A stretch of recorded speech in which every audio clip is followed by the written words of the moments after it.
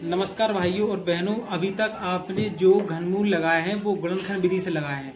जैसे कि मैं एक आपको एग्जांपल बताता हूँ। 8 का जो घनमूल निकालते थे अपन, जैसे 8 का अपन ने घनमूल निकाला, वो गुणनखंड विधि से निकालते थे अपन।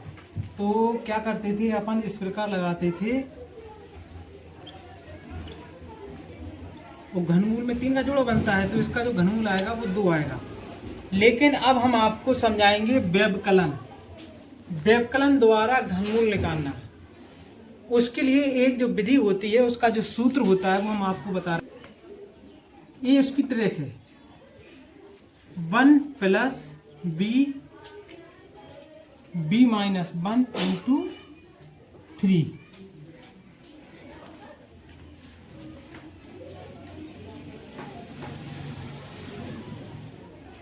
इसके लिए हमें b के जो मान होते हैं वो होते हैं क्रमशः। b के मान अपन लेते हैं 1 2 3 4 5 6 7 8 डॉट डॉट डॉट क्रमशः गिनती चली जाती है। जैसे जितना बड़ा घनमूल होगा तो उसमें जो क्रम से घटाते हैं, उसके लिए अपन को ये क्रम से मान लेने पड़ते हैं। जैसे अपना पहला जो मान आएगा, वो पहला जो अपन व्यवकलन विधि द्वारा घटाते हैं, उसका जो पहला मान होगा वो क्या होगा।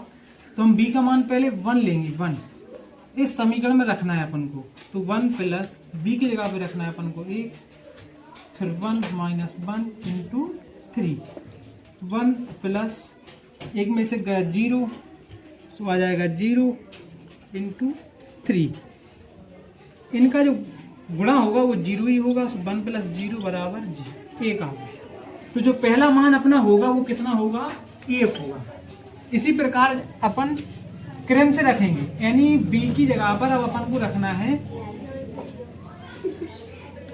2।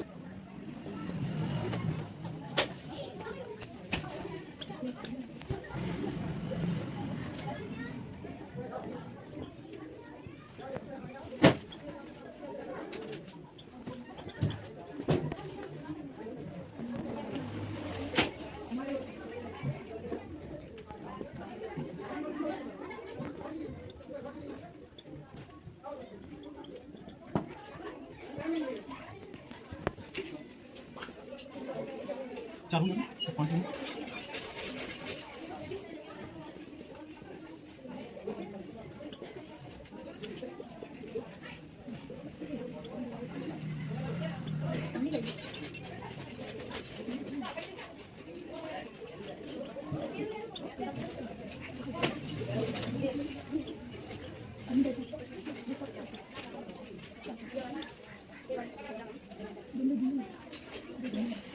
तो ये छोटा सा है।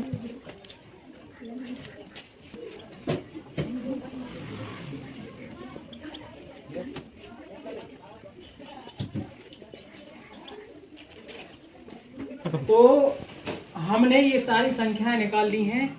अब इसके बाद अपन को क्या करना है, व्यवकलन का जो घनमूल निकालना होता है वो किस प्रकार निकालते हैं। जैसे हम मान लीजिए 512 का लेना है, तो 512 में से पहले हमें संख्या पहली घटानी है। क्या करनी है, पहली घटानी, यानी 1 घटाएंगे तो कितना आएगा 511। फिर 511 में से हमें कितना घटाना है 7, कितना आएगा 504। फिर हमें 504 में से कितना घटाना है 19।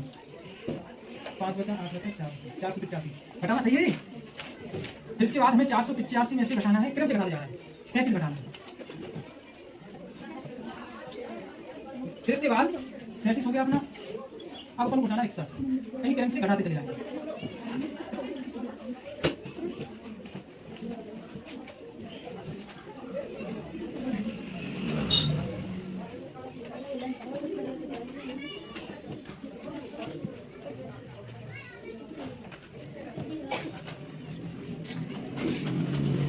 जीरो आ गया यहाँ पे। जब तक जीरो नहीं आएगा तब तक हम आगे वाली संख्या लेते जाएंगे और उसमें से क्रमशः घटाते जाएंगे।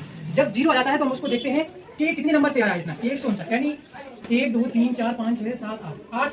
जब हमने b का मान 8 रखा था तो इतना मान आया था इस समीकरण से। तो हमारा जो घनमूल होगा वो कितना होगा, 8 होगा। कितना होगा। ऐसे ही इंटरेस्टिंग सवाल समझने के लिए हमारा YouTube चैनल सब्सक्राइब कर लें, लाइक करें, कमेंट करें और शेयर करना ना भूलें। धन्यवाद।